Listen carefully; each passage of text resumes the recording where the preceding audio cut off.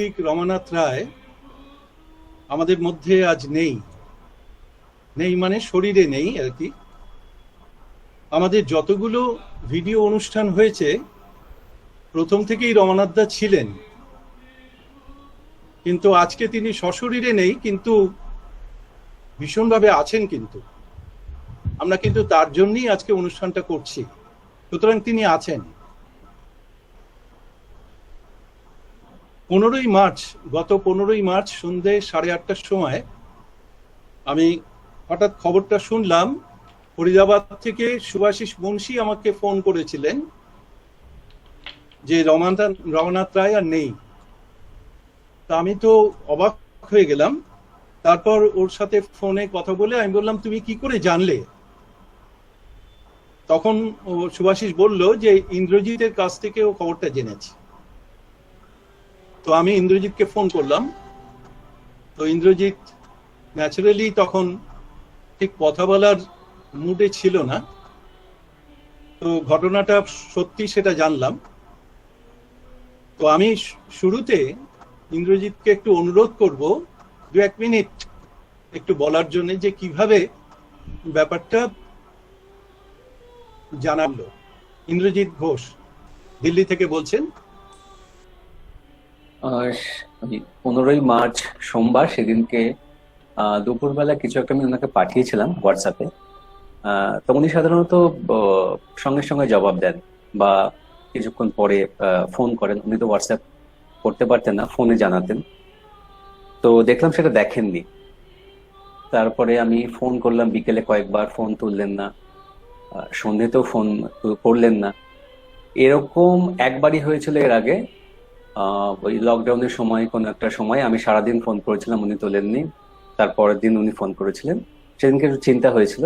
তখন উনি বলেছিলেন যে আমি মেয়ের বাড়িতে গেছিলাম, ফোনটা কোথায় ছিল আমি ঠিক জানতাম না, এরকম কিছু একটা হয়েছিল। তা আমি ভাবলাম এদিনকে বোধহয় সেরকম কিছু একটা হবে। তারপর সন্ধ্যে 7:30 নাগাদ আমি ভাবলাম আরেকবার করে দেখি। যখন ওনার ফোনটা উনি তুললেন না, আমি ল্যান্ড ফোনে ফোন করলাম।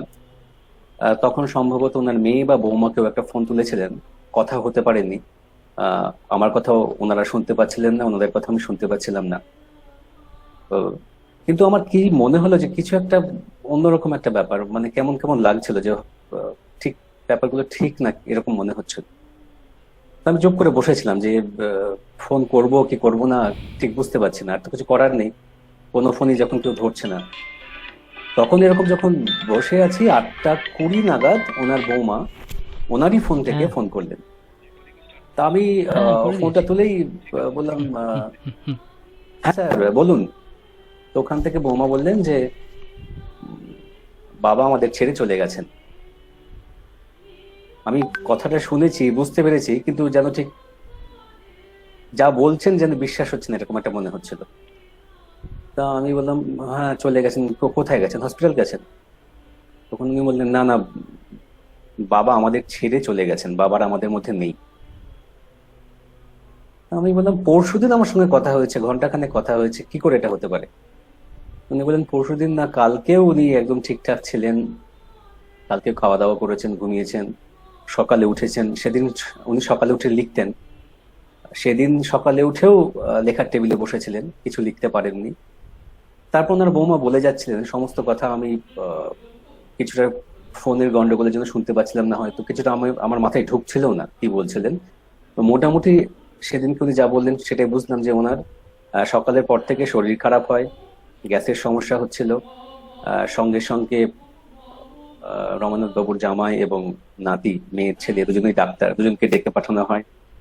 তারা ঘরেই প্রেশার মাপেন, সুগার টেস্ট করেন। সুগারটা একটু বেশি দেখা যায়। তো তারপরে ওরা বিভিন্ন ওষুধ পত্র দেন। এইভাবে সারাদিন আর কি কেটেছে। তারপরে বিকেলের দিকে ওনাকে একটু ছানা দেওয়া হয়েছিল, সেটা খেয়েছেন। তারপরে ওনার টেবিলের কাছে একটা ওআরএস এর এই ইয়ে রাখা ছিল, প্যাকেট, সেটা উনি খেয়ে ফেলেন নিজে নিজে নিয়ে। তারপরে ওখানকার আরেক ডাক্তার বলেন যে ওনাকে স্যালাইন দিন ঘরের মধ্যে, হসপিটালে কি এখন নিয়ে যেতে হবে? তো ডক্টর বললেন, না এখন না, সেরকম হলে কালকে দেখা যাবে, এখনো দরকার নেই, সেরকম ঠিকই আছে। তো তারপরে স্যালাইনও ওনাকে দেওয়া হয়। আহ, একটা বোতল উনি নেন। নেওয়ার পরে ওনার বৌমা বলেন যে ওনার শরীরটা দেখা যাচ্ছে যে কাঁপতে শুরু করলেন। তখন ওরা যখন অ্যাম্বুলেন্সে ফোন করছেন, সেই মুহূর্তেই শরীরটা একটা প্রবল ঝাঁকুনি দিয়ে থেমে যায়। তো সেখানে তখন উপস্থিত ডাক্তার তারা হার্ট পাম্প করার চেষ্টা করেন 10-15 মিনিট, কিন্তু আর কিছু করা যায়নি। তো এই ব্যাপারটা হয়েছে 7:45 থেকে 8টার মধ্যে। তারপর উনি 8:20 নাগাদ আমাকে ফোন করেন। করে তারপর বলেন যে আমি তো সবাইকে চিনি না, বাবার তো পরিবারের বাইরে একটা বড় বন্ধু বান্ধবের পরিসর আছে, তো আপনি যদি খবরটা দিয়ে দেন। তো আমি সঙ্গে সঙ্গে হঠাৎ প্রগতিদার কথা মাথায় এলো যে উনি অনেককেই চেনেন, ওনাকেই বলি। তো ওনাকে সঙ্গে সঙ্গে বললাম। তারপর বাকিদেরকে আমি হোয়াটসঅ্যাপে যতজনের কথা মাথায় এসেছিল আমি সবাইকে পরপর পরপর জানিয়ে গেছি, এই আর কি।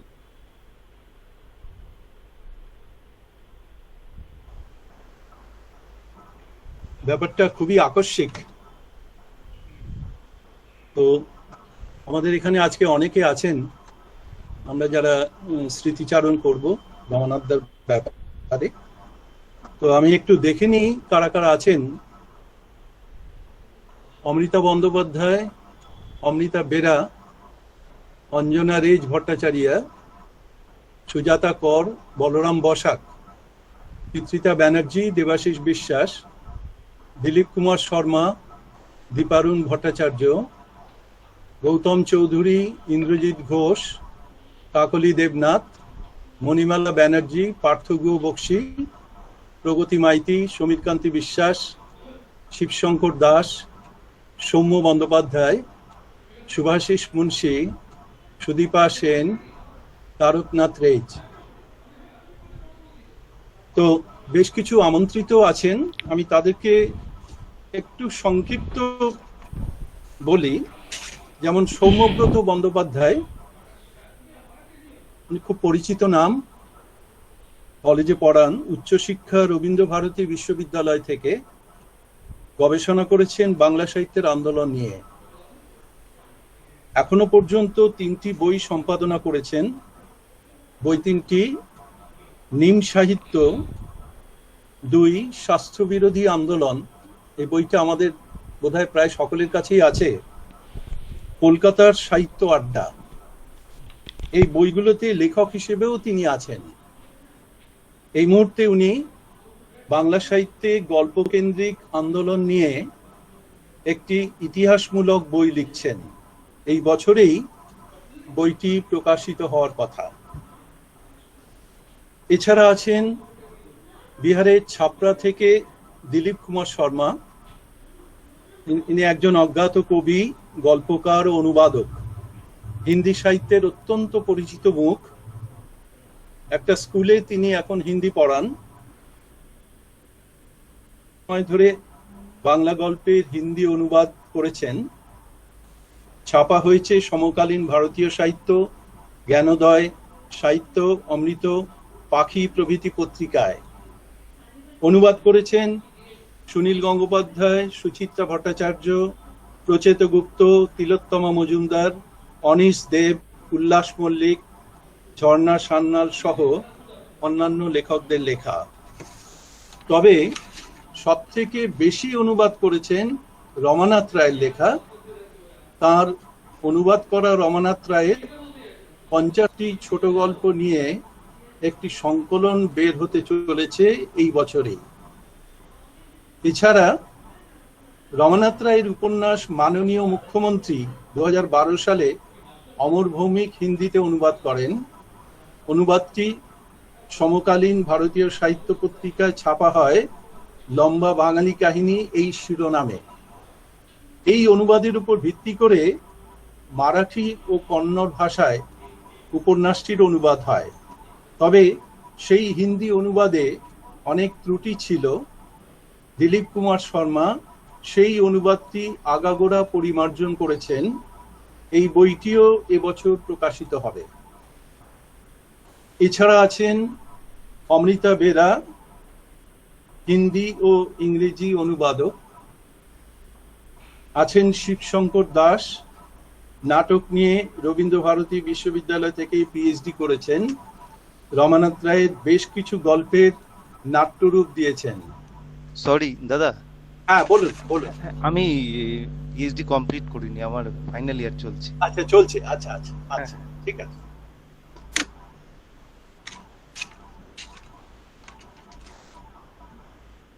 তো এইবারে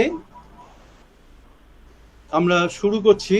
যেহেতু সাহিত্যিক রমানাথ রায় স্বাস্থ্য বিরোধী আন্দোলনে ছিলেন, তাই আজ সকালে এই স্বাস্থ্য বিরোধী আন্দোলনের অন্যতম দুজন সদস্যের সঙ্গে যোগাযোগ করেছিলাম। একজন সাহিত্যিক সুব্রত সেনগুপ্ত, অন্যজন সাহিত্যিক বলরাম বসাক।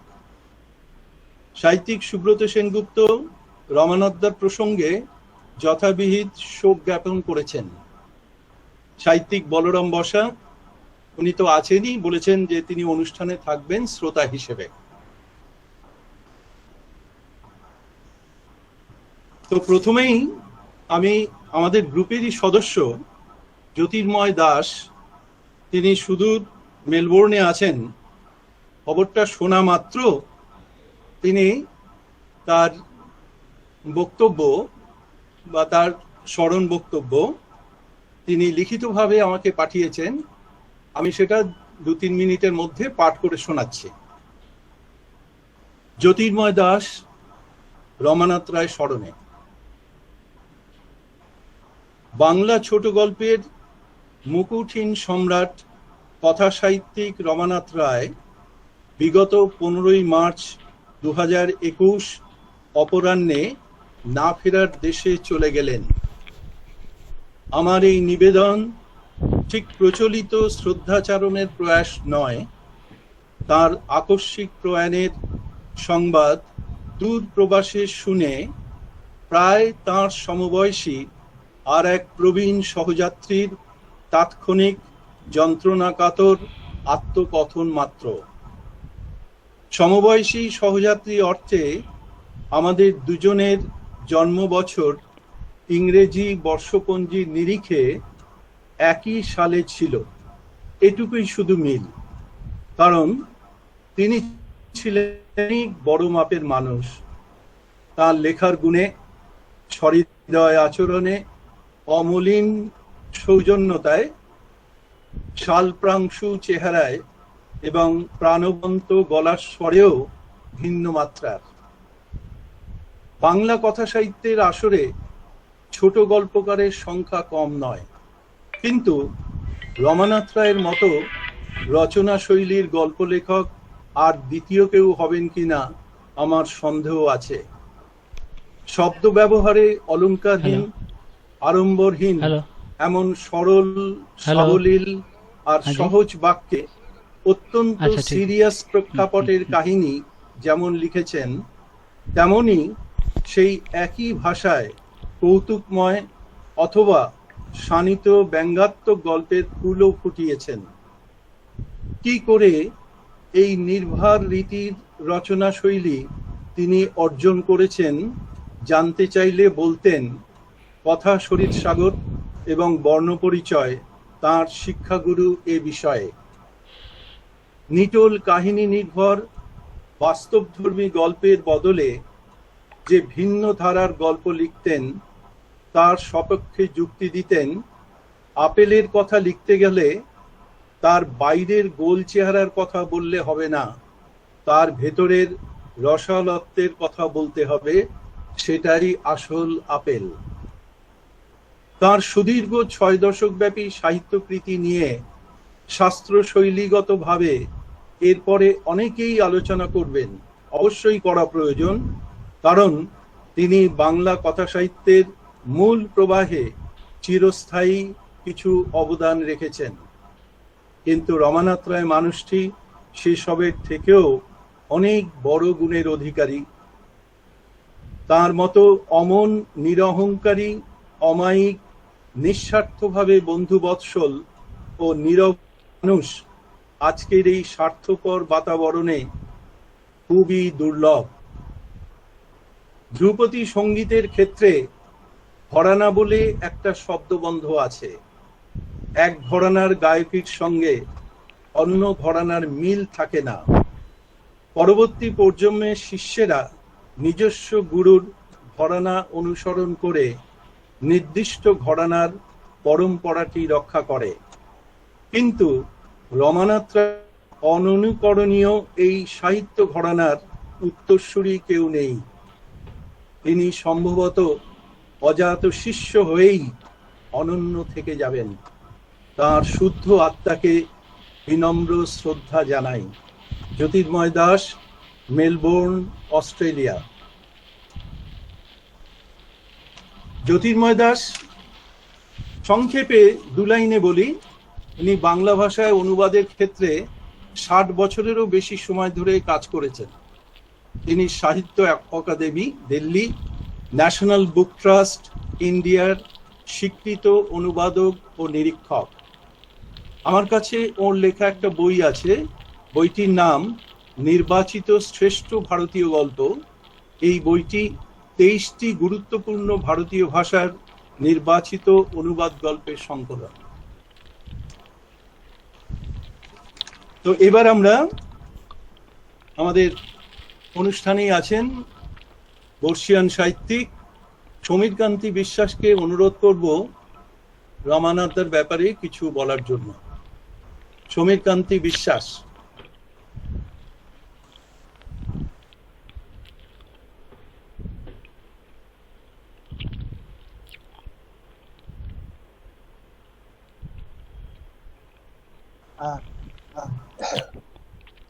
শোনা যাচ্ছে? ঠিক আছে, বলুন। রমানাথের প্রয়াণের পর একটা কথা মনে হলো, বারবার মনে হচ্ছে যে আমাদের সমাজে কিছু কিছু মানুষ আছেন, তাদের প্রয়াণ ঘটলে পারিবারিক সুখ দুঃখ এবং শূন্যতার সৃষ্টি হয়, এবং পারিবারিক সেই সুখ, সেই দুঃখ এবং শূন্যতা, পারিবারিক গণ্ডি এবং পরিচিত গণ্ডি ছাড়িয়ে সমাজকে আঘাত করে, সমাজের ক্ষতি হয়, শিল্প সাহিত্যের ক্ষতি হয়। রমানাথ ছিলেন এইরকমই একজন মানুষ, এইরকমই একজন লেখক, কারণ তিনি জীবনের শেষ দিন পর্যন্ত সৃষ্টিশীল ছিলেন। তার প্রয়াণের 1 মাস আগে তার শেষ বই, উপন্যাস আমি রমানাথ রায় নই, এটা লিখেছিলেন। এটা তার প্রয়াণের 1 মাস 2 আগে প্রকাশিত হয়েছিল, এবং এই বইটার মধ্যেও অস্তিত্বের যে সংকট, এই সংকট নিয়ে তিনি রসিকতা করে গেছেন। রমানাথের সঙ্গে আমার বন্ধুত্ব প্রায় 50 বছরেরও বেশি। গত শতকের 60-এর দশকের মধ্যভাগে শাস্ত্র বিরোধী সাহিত্য আন্দোলনের শুরু হয়,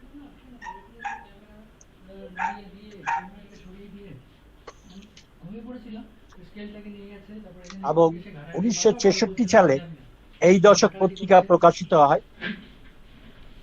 তার আগে কিছু বুলেটিন প্রকাশিত হয়েছিল, সেই বুলেটিনে তাদের শাস্ত্রবিরোধী সাহিত্যিক যারা, রমানাথ তার সহযোগী লেখকরা, তাদের বক্তব্য এবং গল্প এই দশক পত্রিকায় প্রকাশ করতে, এবং সাহিত্যের আন্দোলন, শাস্ত্রবিরোধী আন্দোলন, অন্তর্জগতের কথা এবং অন্তর্মুখীনতাই সাহিত্যের ভাষা হওয়া উচিত, সাহিত্যের কথা হওয়া উচিত। এই কথা মূলত মনে রেখে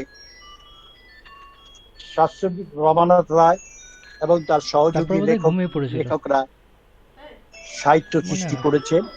এই দশক পত্রিকায় 21টি সংখ্যা প্রকাশিত হয়েছিল, তারপর পত্রিকাটি বন্ধ হয়ে যায়। এর মধ্যে রমানাথ কিন্তু স্বতন্ত্র ধরনের লেখক ছিলেন। ঠিকই আছে, জীবনের দুঃখ কষ্ট বা নৈরাশ্যকে তিনি কৌতুক মনে করে তুলতেন। রসাত্মক রচনার মাধ্যমে বাস্তবকে স্পষ্ট করে পাঠকের কাছে নিয়ে আসতেন। তার যে হাস্যরস, তার রচনায় যে হাস্যরস থাকে, তার ইংরেজি নামই হচ্ছে ব্ল্যাক হিউমার। তিনি সম্পূর্ণ স্বতন্ত্র ধরনের লেখক। তার ব্যঙ্গাত্মক রচনায় থাকে যে পরিহাস থাকে তার ব্যঙ্গাত্মক রচনায়, যার সাহায্যে তিনি জীবনের অন্তঃসার শূন্যতাকে আরো স্পষ্ট করে তুলে ধরেন। রমানাথ রায়ের কাছে আমি ঋণী, কারণ সে শুধু আমার বন্ধুই ছিল না, সে আমার শিক্ষকও ছিল। তার পাণ্ডিত্য বিস্ময়কর। ইউরোপীয় সাহিত্য এবং শেষকালে ল্যাটিন আমেরিকার সাহিত্য, এইগুলো কিছুই বোধহয় বাদ ছিল না। অবাক হতে হয় তার পাণ্ডিত্য থেকে। এই সমস্ত এক একটা বই পড়তেন, আমার সঙ্গে আলোচনা করতেন, আমি শিক্ষিত হতাম। কাজে রমানাথকে আমার বন্ধু ছাড়াও বলতে হবে শিক্ষক। এবং যে ঋণ রমানাথের হয়েছে রমানাথের কাছে, সেই ঋণ কোনোদিন পরিশোধ করা যাবে না। রমানাথের একটা প্রিয় গ্রন্থ থেকে উদ্ধৃতি দিই। কথাশরীর সাগর রমানাথের একটি প্রিয় গ্রন্থ। সব আলোচনায় প্রায় কথাশরীর সাগরের কথা বলতেন। সেই কথাশরীর সাগর থেকে একটা কথা বলছি, যেখানে পার্বতীকে দেবাদিদেব মহাদেব শিব বলছেন, তো গুরু শিষ্যকে কৃপা করে যদি একটি অক্ষর দান করেন, তাহলে ব্রহ্মাণ্ডে এমন কোনো মহার্ঘ বস্তু নেই যা দিয়ে শিষ্য গুরুর সেই ঋণ পরিশোধ করতে পারে। তো রমানাথ সম্পর্কে আমি একই কথা বলবো। রমানাথ একটি অক্ষর নয়, প্রচুর জিনিস তার জ্ঞান ভান্ডার থেকে আমাকে দান করেছে। এই জন্য তার কাছে আমি চিরঋণী। এই ঋণ অপরিশোধ্য। রমানাথ সম্পর্কে বলতে গেলে অনেক কথাই মনে হয়। রবীন্দ্রনাথ যেমন বলেছেন, প্রেম এসেছিল নিঃশব্দ চরণে, তাই স্বপ্ন মনে হয় তারে। তো রমানাথের কাছে মৃত্যু যেন নিঃশব্দ চরণে এসেছিল। এবং যে ঘটনা শুনলাম তার মৃত্যুর দিনে, তাহলে আমার মনে হয় শেষ পর্যন্ত মৃত্যুর সঙ্গেও তিনি একটা কৌতুক কৌতুক কৌতুক কৌতুক করেছেন। তার সেই কৌতুকময়তা তার জীবনের মধ্যে জড়িত ছিল, তার সাহিত্যেও, কথাবার্তা, সবকিছুর মধ্যেই জড়িত ছিল। এই সাহিত্যের মধ্যে কৌতুকময়তা থাকতেই হবে, কৌতুকময়তা খুলতেই হবে। তবে রমানাথের কৌতুকময়তাটা একটা বিশেষ ধরনের। বক্তব্য দীর্ঘায়িত করতে পারছি না, খুব কষ্ট হচ্ছে আমার। রমানাথের স্মৃতি চিরস্মরণীয় হয়ে থাকুক, এবং তার পুত্র, পুত্রবধূ এবং পরিবারের সকলকে আমরা সমবেদনা জানাই। এই আর কিছু বলার নেই। এই বলছি, এই বলা শেষ হওয়ার মুহূর্তে একটা কথা মনে পড়লো। আমাদের এই অনুষ্ঠান শেষ হওয়ার পরই রমানাথ ফোন করতে, কেমন লাগলো, কেমন অনুষ্ঠান হলো, কে কি বললো, আজকে আর সেটা হবে না। নমস্কার।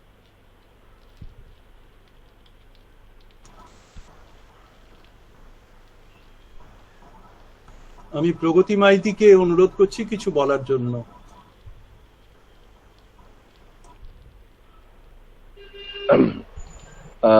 গত 15ই মার্চ ইন্দ্রজিৎ ঘোষ আমাকে ফোন করলে জানালো, যখন ও ফোনটা করছে তখন ওর গলা রুদ্ধ।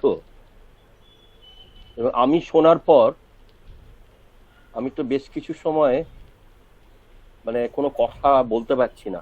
বাড়িতে আমার স্ত্রী পুত্র তারাও ভালো করে রমানাথ দাকে চেনেন, তারাও খবরটা শুনে মানে আমি ওদের শুধু বললাম আমাকে একটু একা থাকতে দাও। আসলে আমি ঠিক বোঝাতে পারছি না যে এ যেন আমার পিতৃবিয়োগ হলো। আমাকে যে কি ভালোবাসতেন সে আজকে আমি বোঝাতে পারবো না। আজ যারা প্রতিষ্ঠিত গল্পকার উপন্যাসিক, তারা জুনিয়রদের গল্প পড়ে তাকে ফোন করে জানানো কোনটা ভালো হয়েছে, কোথায় খারাপ হয়েছে, আমি রমানাথ রায় ছাড়া কাউকে দেখি।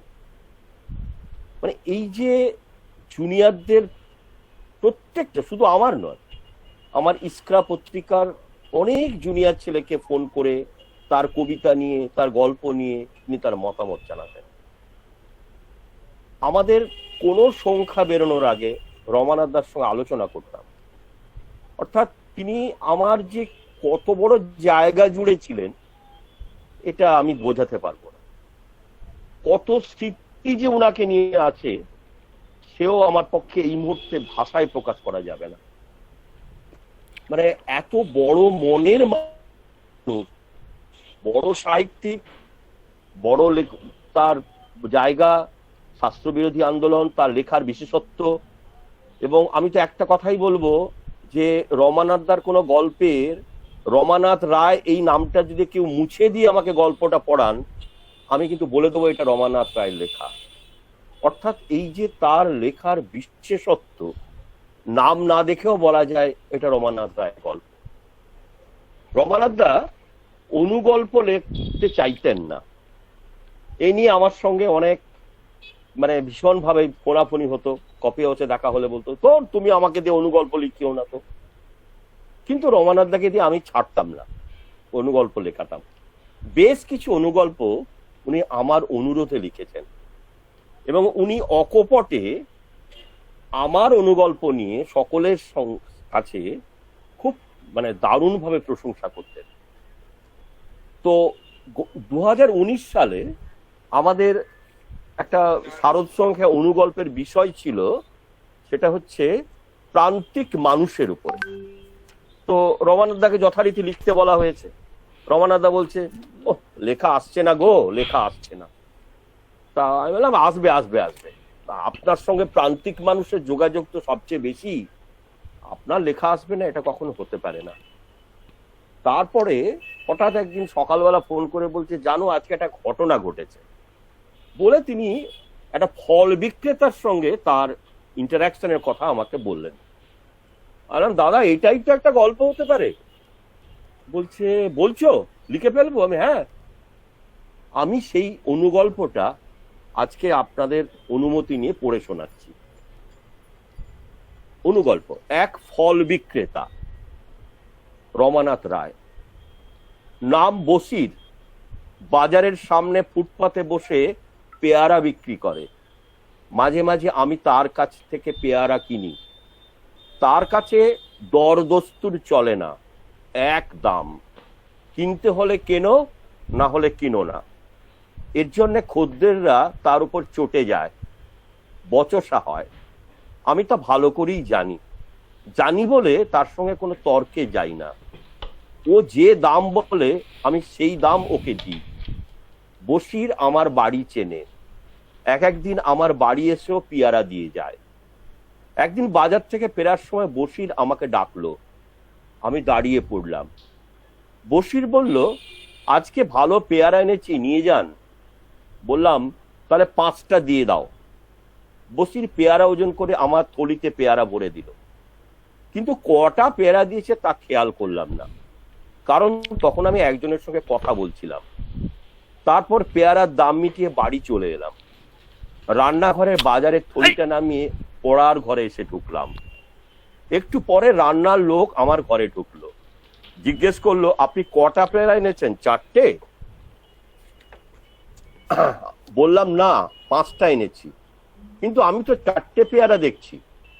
গিন্নিও সেই সময় ঘরে ঢুকলো, বলল এখনই বাজার যাও, বলো যে লোক যে একটা পেয়ারা কম দিয়েছে। বললাম ছেড়ে দাও। ছেড়ে দেবো কেন, এখনই যাও। কিন্তু ও যদি অস্বীকার করে? করলে করবে, তুমি গিয়ে একবার বলো তো। কিছু করার নেই, গিন্নির হুকুম, যেতেই হলো। ফলে পড়ার টেবিল ছেড়ে উঠে পড়লাম, গায়ে জামা গলিয়ে বাজারে গেলাম। বসির ফুটপাতে বসেছিল, আমাকে দেখেই হাত জোড় করে বললো বাবু খুব ভালো হয়েছে, আপনি চলে যাওয়ার পরে খেয়াল হলো আমি আপনাকে 5টার জায়গায় 4টে পেয়ারা দিয়েছি, আপনাকে ডাকবো বলে উঠে দাঁড়ালাম, কিন্তু আপনাকে দেখতে পেলাম না। আপনার আসার দরকার ছিল না, আমি একটু পরেই আপনার বাড়ি চলে যেতাম বলে একটা প্লাস্টিকের প্যাকেটে 2টো বড় পেয়ারা ভরে আমার হাতে তুলে দিল। আমি বললাম 2টো কেন, একটা দাও। বসির বলল না বাবু, ওটা আপনাকে এমনি দিলাম। না বসির, তা হয় না, এটার দাম নাও। না বাবু, আমি এর দাম নেব না, নিতে পারবো না, আমাকে ক্ষমা করবেন। আমি অবাক হয়ে বসিরের মুখের দিকে তাকিয়ে রইলাম। এ অন্য বসির, আমি একে চিনি না। এটি রমানাথ দা আমাদের পত্রিকায় লেখা শেষ অনুগল্প। দারুণ গল্প। তো এবারে আমরা একটা বই বার করেছিলাম, বাংলা সাহিত্য আন্দোলন, এবং এই বইটি এত বেশি আমাদের ইস্ক্রা প্রকাশনী থেকে কোনো বই বিক্রি হয়নি। তাতে শাস্ত্রবিরোধী আন্দোলনের সম্পর্কে রমানাথ দার লেখাটা সবচেয়ে বেশি কদর পেয়েছিল। তো আজকে কি বলবো, শুধু একটা কথাই বলবো, আমরা যারা লিটল ম্যাগাজিন করি, আমরা যারা প্রতিষ্ঠানহীন গল্পকার বা প্রতিষ্ঠান বিরোধী গল্পকার, আমাদের মাথার উপর থেকে ছাদ চলে গেল। এমন করে কোনো অভিভাবককে পাবো না যিনি আমাদের ফোন করে নিজেদের খবরাখবর নেওয়া বা আমাদের লেখা নিয়ে মন্তব্য করার মতো আর লোক রইলেন না। অন্তত ব্যক্তিগতভাবে আমি খুব ক্ষতিগ্রস্ত হলাম। রমানাথ দা আমার কাছে সারা জীবন বেঁচে থাকতেন, এটুকুই।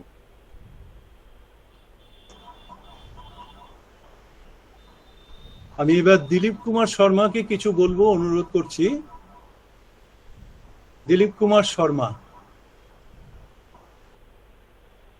নমস্কার।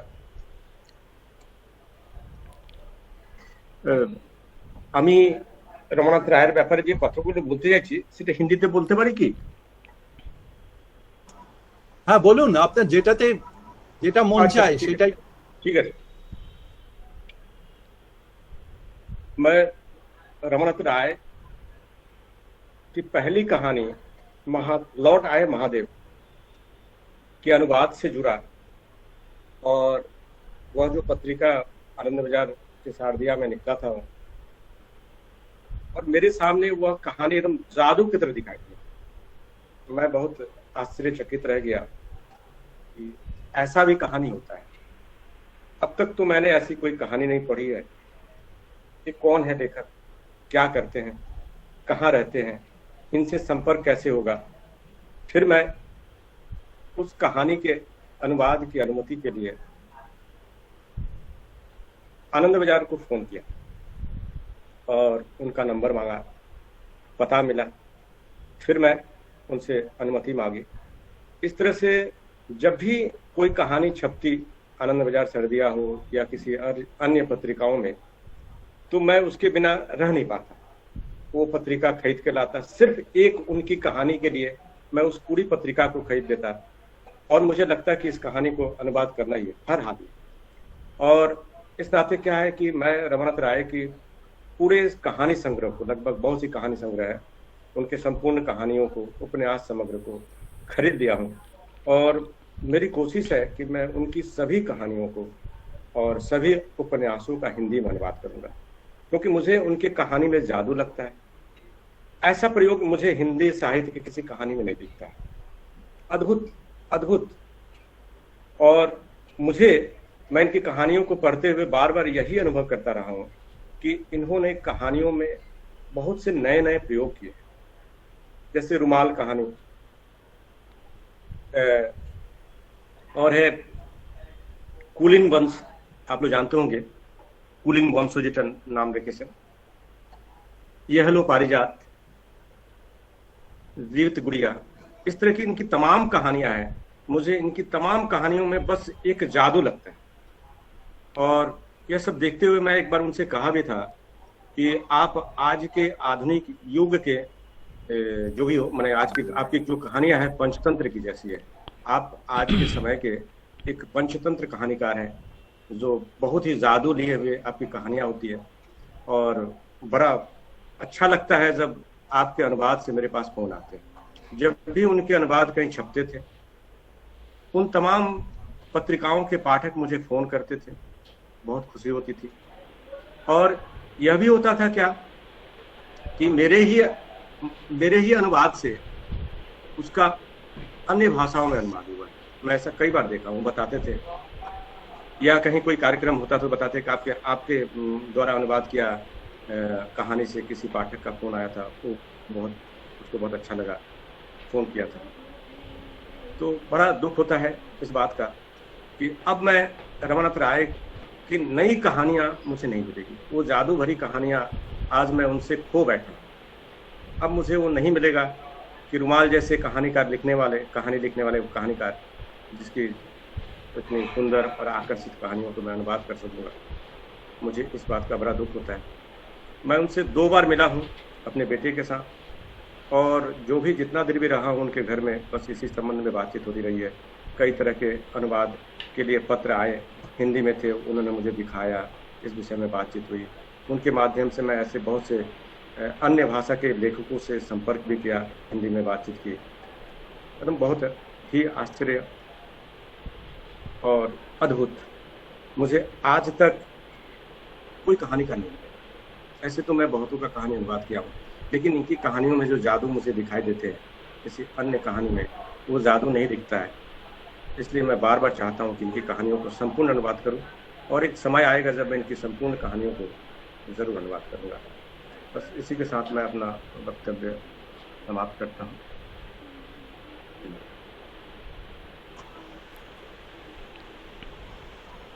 অমিতাভ দাস। তপন দা, হ্যাঁ বলুন। আমি একটা তথ্য করে গেছি, সেটা হচ্ছে আমরা রমানাথদার উপর একটা সংখ্যা বার করেছিলাম, সেটি এত জনপ্রিয় হয়েছিল সে আর বলার নয়, এবং এখনো সেই সংখ্যার ডিম্যান্ড মারাত্মক। এই কয়েকদিন আগে একটি মেয়ে রমানাথদার উপরে পিএইচডি করতে চাইছিলে, তো আমাকে এই সংখ্যাটা চাইছে। তো আমি বললাম আমার তো 2টো কপি আছে, আমি জেরক্স করে দেব। তা কথা ছিল সেটা জেরক্স দেবো এবং রমানাথদার সঙ্গে আলাপ করিয়ে দেবো। এই রমানাথদার সংখ্যাটা 800 কপি মানে বিক্রি হয়েছে আর কি, মানে আমরা অবাক হয়ে গেছিলাম আর কি। তো এটাও উনার জনপ্রিয়তার একটা কি বলবো উল্লেখযোগ্য দিক আর কি, এটুকু আমি মিস করে গেছিলাম। নিশ্চয়ই। অমিতাভ দাস, কিছু বলবেন? হ্যাঁ হ্যাঁ তপন দা, আমি আছি। হ্যাঁ হ্যাঁ বলুন, কিছু বলুন। শোনা যাচ্ছে? হ্যাঁ হ্যাঁ পরিষ্কার শোনা যাচ্ছে। আসলে হ্যাঁ, আমার সঙ্গে রমানাথদার ব্যক্তিগত আলাপ খুবই অল্প সময়ের, সেখানে হয়তো কিছুটা আমারও একটা দায় ছিল, আর মাঝখানে করোনা এসে গেল। আসলে রমানাথদাকে আমরা আমাদের অল্প বয়সের জীবন থেকে কফি হাউসে দেখেছি, বিভিন্ন অনুষ্ঠানে দেখেছি, কিন্তু তিনি এমন একজন ব্যক্তিত্ববান মানুষ ছিলেন, এবং আমাদের সময় এটা ছিল যে কে আলাপ করিয়ে দেবে, বা আমার একটা স্বভাব সংকট ছিল যে কারণে তার কাছাকাছি পৌঁছতে পারতাম না। মানে এমনই গাম্ভীর্য এবং অত বড় মাপের একজন লেখক, আমি তার শ্রেষ্ঠ গল্পের ওই প্রথম দিককার সংস্করণ বাণী শিল্প যখন করেছিল তখন থেকেই আমি পড়েছিলাম একেবারে অন্যরকম লেখা, এবং তখন চেষ্টা করতাম যে ওনার মতো করে লিখতে হবে, মানে সেটা বুঝে হোক না বুঝে হোক, তো যাই হোক ওনার মতো করে লিখতে পারতাম না। পরে আমি জীবনে একটি গল্প লিখেছিলাম, সেটা হচ্ছে রমানাথ রায়ের স্টাইলে। তো তারপর আর কখনোই আমি সেই গল্প লিখতে পারিনি। এটা একটা ব্যাপার ছিল সেই সময়। ওনার এই অনুকরণীয় একটা ব্যাপার যে ওনাকে অনুকরণ করা যায় না, একেবারেই সম্পূর্ণ স্বতন্ত্র একটা নিজস্ব স্বর বাংলা সাহিত্যে, যেটা রমানাথ রায় বাংলা গদ্যকে দিয়ে গেলেন, এবং আগামী দিনে এই রমানাথ রায়ের এই বাংলা গদ্য এটা নিয়ে আলোচনা হবে। রমানাথদার অধিকাংশ উপন্যাসগুলো যেগুলো তথ্য কেন্দ্রে প্রতি বছর প্রকাশিত হতো, আমি সত্যি কথা বলছি যে রমানাথ রায়ের উপন্যাস পড়ব বলেই আমি তথ্য কেন্দ্রটা কিনতাম, এবং তথ্য কেন্দ্র কেনার পর প্রথমেই আমি রমানাথ রায়ের উপন্যাসটা আগে পড়তাম। রমানাথ দাকে খুব কাছ থেকে দেখলাম খুব ভালোভাবে প্রগতিদার অনুষ্ঠানে, এই খর্দতে একটা অনুষ্ঠান, পানিহাটির কাছে একটা অনুষ্ঠান হয়েছিল যেখানে আমরা আমন্ত্রিত ছিলাম। রমানাথদার পাশের টেবিলে বসে খাচ্ছিলাম, ওনাকে আমি নিবিড়ভাবে দেখছিলাম, তখন মনে হচ্ছিল ওই 79-80 বছরের মানুষটা খাওয়া হয়ে যাওয়ার পর তিনি গটগট করে হেঁটে আসছেন, সেই ছবিটা আমার সামনে মানে মানে ধরা রয়েছে আজও। এবং আমার মনে আছে নীল রঙের একটা টি শার্ট তিনি পরে আছেন। সেদিন আমার মনে হলো যে কথা বলি গিয়ে, কিন্তু কোনো সংকোচ আমি কথা বলতে পারলাম না। পরবর্তীকালে 2019 সালের ওই প্রগতিদার অনুষ্ঠানেই কলকাতার একটি ওই কলেজ স্ট্রিটের কাছে একটি অনুষ্ঠান ঘরে শারদ সংখ্যার প্রকাশে, তখন প্রগতিদাই আমাকে আলাপ করিয়ে দিয়েছিলেন রমানাথদার সাথে। তখন কিছু কথা হলো, তারপরে অনুষ্ঠান শুরু হয়ে গেল। দ্বিতীয়বার আবার আমি তো অনেক দূরে থাকি, চলে আসব। সাধনদা যখন পরিচয় করিয়ে দিচ্ছেন তখন তিনি আমাকে বললেন পরিচয় হয়েছে, এবং উনি আমাদের এই অবগুণ্ঠন অনুগল্প সংখ্যাটা পেয়েছিলেন ওই অনুষ্ঠানে। এবং তিনি যে কি অদ্ভুত রকমের পাঠক, আমি এটা বলি আপনাদের যে অনুষ্ঠানের মধ্যে উনি অনেকগুলো অনুগল্প পড়ে ফেলেছিলেন, এবং আমি যখন চলে আসি আমায় তিনি মৃদু হেসে বললেন সবার অনুগল্প আছে, রমানাথ রায় নেই। সবার অনুগল্প আছে, রমানাথ রায় নেই। তো আমি তো তখন বেশ চিন্তিত, কি বলবো আমি। তারপর বলল যে সংখ্যাটা খুব ভালো হয়েছে, আমি বাড়ি গিয়ে আরো পড়বো এবং জানাবো। আর এই একটা ব্যাপার। এবং এর পরবর্তীকালে মানে রমানাথদার সাক্ষাৎকার নেব অনেকদিন ধরে ভাবনা চিন্তা চলছিল। প্রগতিদার সঙ্গে আমার কথা হয়েছিল, প্রগতিদা বলেছিলেন একদিন এসো, তোমাকে রমানাথদার বাড়িতে নিয়ে যাব। উনি নতুনদের মানে যারা তরুণ প্রজন্মের লেখক তাদের খুব ভালোবাসেন। তারপরেই তো সে কথাটা হয়েছিল জানুয়ারি মাসে 2020 সালে। তো আমরা জানি যে করোনা চলে এলো, যদিও তার মাঝখানে আবার রমানাথদার সঙ্গে দেখা হয়েছিল। আমরা একটা ভূতের গল্পের সংকলন করেছিলাম, সেই সংকলনটা ওই কলকাতা বইমেলার মুক্ত মঞ্চে রমানাথদার হাতেই আনুষ্ঠানিক প্রকাশ হয়েছিল। এবং সেখানেও তিনি ওই ছোট ছোট কথা, কি কথা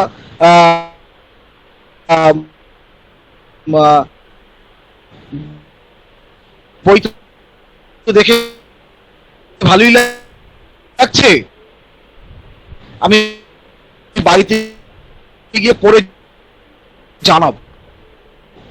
যদি রমানাথ তার ফোন নাম্বার আমার কাছে ছিল না, বা আমার ফোন নাম্বার হয়তো রমানাথের কাছে ছিল না, সেভাবে কখনোই হয়নি। আর রমানাথদার সঙ্গে খুব অল্প মানে একটা ওই ইন্টারভিউ দিয়েছিলেন যে শাস্ত্র বিরোধী আন্দোলন বলতে তারা কি বোঝেন, তিনি কি বলছেন, তিনি কি বোঝেন, এবং খুব সহজভাবে মানে সেটার ব্যাখ্যা তিনি করেছিলেন। আমাদের মধ্যে সাহিত্যিকদের মধ্যে অনেকের মধ্যে এই শাস্ত্র বিরোধী আন্দোলনটা ঠিক আসলে কি, তার উদ্দেশ্য কি, এই ভাবনাটা নিয়ে আমাদের মধ্যে ব্যাপারটা পরিষ্কার নয়। এই ধরনের আমি প্রগতিদাকে বলবো, বা আমরা যারা কাজ করি সাহিত্যের, যে ওনার ইন্টারভিউ গুলো বিভিন্ন জায়গাতেও আরো অনেক জায়গায় ইন্টারভিউ বেরিয়েছে, ইন্টারভিউকে যেগুলো যদি একত্রিত করা যায় আমাদের পরবর্তী প্রজন্ম এবং আমাদের অনেক উপকার হবে। মানে আমরা অনেক কিছু জানতে পারবো। রমানাথদার অনেক মানে যে কোনো অনেক কঠিন বিষয়ও তিনি খুব সহজ করে বলতে পারতেন এবং ব্যাখ্যা করতে পারতেন। এবং আর সবচেয়ে বড় কথা হচ্ছে রমানাথ দাকে নিয়ে বাংলা সাহিত্যে আরো আরো আরো অনেক মূল্যায়নের প্রয়োজন রয়েছে, এবং সেটা আগামী দিন আমি দৃঢ় বিশ্বাসী। একজন সাহিত্যের ছাত্র এবং সাহিত্যের একজন সামান্য অক্ষর শ্রমিক হিসাবে আমার মনে হয় যে রমানাথ দাকে নিয়ে আরো অনেক আলোচনা হবে, কাজ হবে, এইটুকুই। অমিতাভ খুব সুন্দর একটা পয়েন্ট উল্লেখ করেছেন, স্বাস্থ্যবিরোধী আন্দোলন।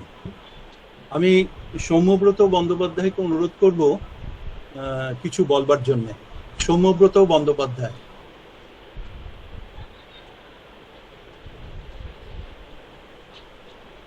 হ্যাঁ, নমস্কার। এখানে যারা উপস্থিত আছেন অনেকেই আমার চেয়ে বড়, আমি তাদের প্রণাম জানাই।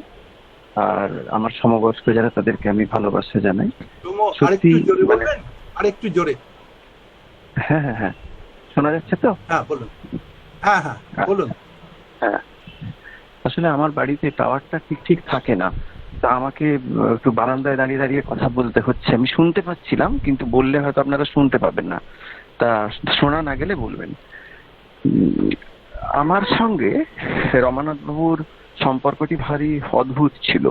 আমি কোনোদিন রমানাথ বাবুকে কোনো গল্প বা উপন্যাস পড়ে বলিনি যে স্যার খুব ভালো হয়েছে। এই ধৃষ্টতা আমার মানে দেখানোর কথাও ছিল না। তার কারণ আমার সঙ্গে তার যখন পরিচয় হয় তখন তিনি একজন প্রথিতযশা লেখক, এবং অদ্ভুত মুগ্ধতা থেকেই আমি তার সঙ্গে পরিচয় করতে গেছিলাম। আমি কোনোদিন বলিনি যে আপনার এই লেখাটা ভালো লেগেছে, ওই লেখাটা খুব ভালো লেগেছে, এরকম কথা কোনোদিন বলিনি।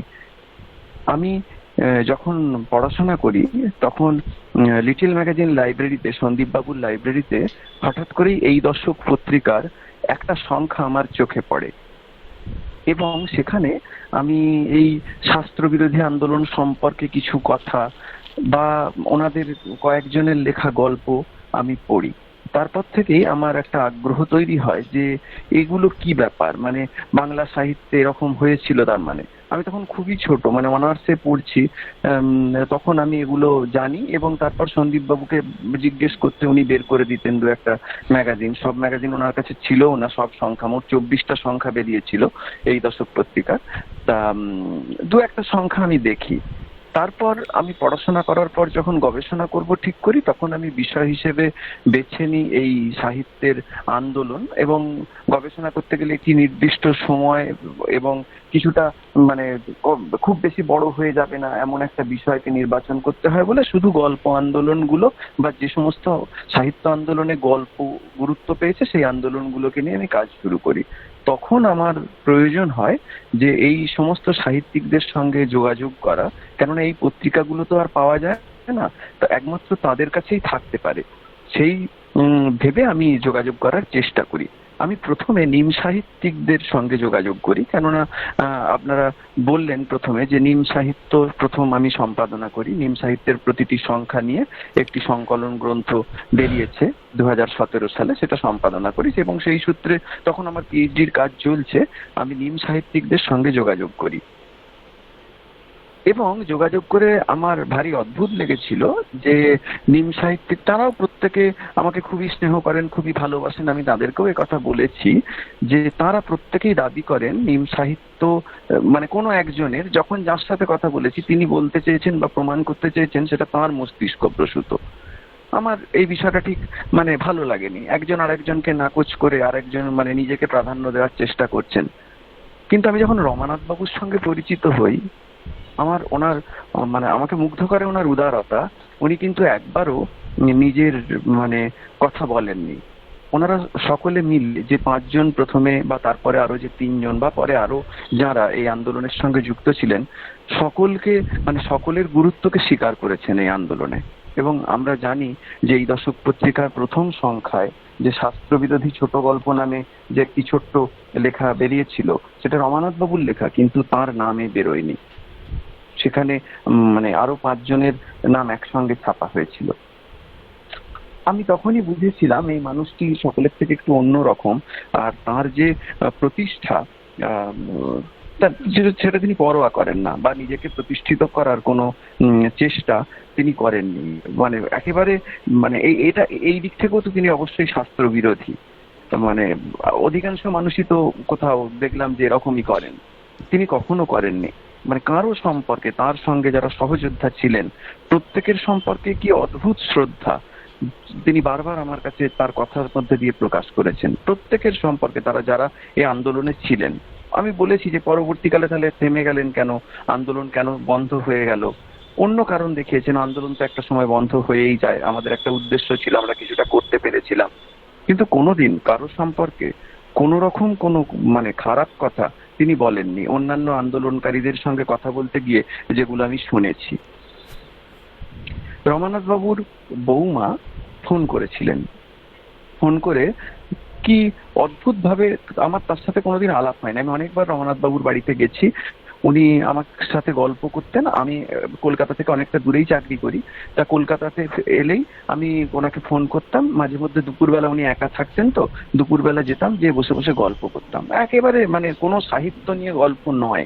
আমি আবারও বলছি, রমানাথ বাবুর সঙ্গে আমার এরকম সম্পর্ক ছিল না। একেবারে পারিবারিক গল্প, বাবা কেমন আছে, মা কেমন আছেন, ছেলে কি করছে, ইত্যাদি ইত্যাদি, এই সমস্ত গল্প। উনি মানে আমি এই কথাটা বলছি, ওনার বৌমা আমাকে ফোন করেছিলেন, কিন্তু আমি ওনার বাড়ি এতবার গেছি, কোনোদিন ওনার ছেলের সাথে বা বৌমার সাথে আমার পরিচয় হয়নি। ওনারা তখন থাকতেন না, ওনারা হয়তো কাজে যেতেন, ওনাদের সাথে আমার কখনো আলাপ হয়নি। কিন্তু ওনার বৌমা আমাকে ফোন করে যেভাবে কথা বললেন, এটা বোঝা যায় যে তিনি রমানাথ বাবুর মানে বাড়ি থেকে ফোন করেছেন। রমানাথ বাবুর মানে এই যে আন্তরিকতা, দীর্ঘদিন ধরে তার সাথে থেকে তাদের বাড়ির লোকেদের মধ্যেও কোথাও মানে তারাও ওই রমানাথ বাবুর মানে দীক্ষিত হয়েছেন। তাদের অদ্ভুত ব্যবহার, কোনোদিন আমার সাথে তার পরিচয় হয়নি, অথচ যেন সেই রমানাথ বাবুর মতো করে কথা বললেন।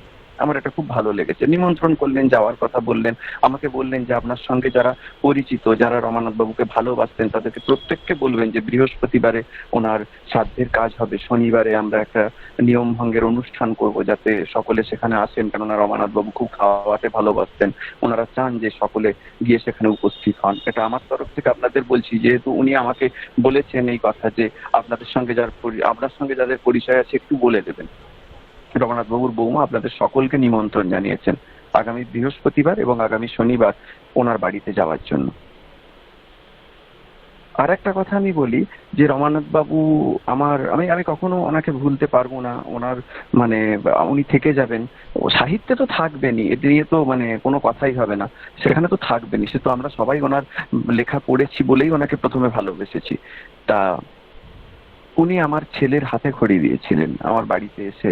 আমি বলেছিলাম যে আমি চাই আপনি যদি যান একবার। তা আজ থেকে বছর 4 আগে এসেছিলেন। খুব মানে উনি তো খুব আমোদের মানুষ ছিলেন। তারপর থেকে একটা কোথাও পারিবারিক সম্পর্ক হয়ে গেছে। তার ফলে এই ওনাকে নিয়ে শুধু আলোচনা করা, এর বাইরে গিয়েও কোথাও রমানাথ বাবুর মানে ব্যক্তি রমানাথ বাবু আমার উপর ভীষণ ভাবে মানে প্রভাব বিস্তার করেছেন। আমি কোথাও মানে ওনার মতো মানে আমি কোনো লেখালেখি করি না, ওইভাবে যে গল্প লেখা এগুলো করি না। আমি আলোচনা করি যেটুকু পারি আর কি। আমি চাই ওনার মতো মানুষ হতে। উনি যেন এই আশীর্বাদ করেন, কোথাও তো আছেন, যেন আমি ওনার মতো এই মানবিক গুণগুলো পাই। এটুকু বলেই আমি আমার বলা শেষ করছি।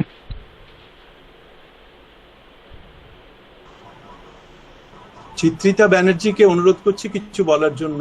চিত্রিতা ব্যানার্জি। আজকে রমানাথ রায়কে স্মরণ করার জন্য যারা এখানে এসেছেন, তার মধ্যে ফোন গল্পের আসরের যে নিয়মিত সদস্যরা ছাড়াও আমন্ত্রিত অনেকে আছেন, যারা নানা দিক থেকে ব্যক্তি রমানাথ রায় বা তার সাহিত্য, তার লেখালেখি, তার কাজকর্মের সঙ্গে নানাভাবে পরিচিত। এবং তারা যতটা রমানাথ রায়কে দেখেছেন, জেনেছেন, তার সঙ্গে তাদের ভাবনার যে আদান প্রদানটা ছিল, সেটা সত্যি অনেকটা গভীর। আমার রমানাথ দাকে চেনা তার লেখালেখির মাধ্যমে মূলত। তারপরে লেখালেখির সূত্র ধরে ব্যক্তিগতভাবেও তার সাথে কয়েকবার কথা হয়েছে আমার। তার সাহিত্য নিয়ে, তার লেখালেখি নিয়ে কিছু প্রশ্ন করেছি হয়তো কখনো, তিনি তার মতো করে তার উত্তর দিয়েছেন।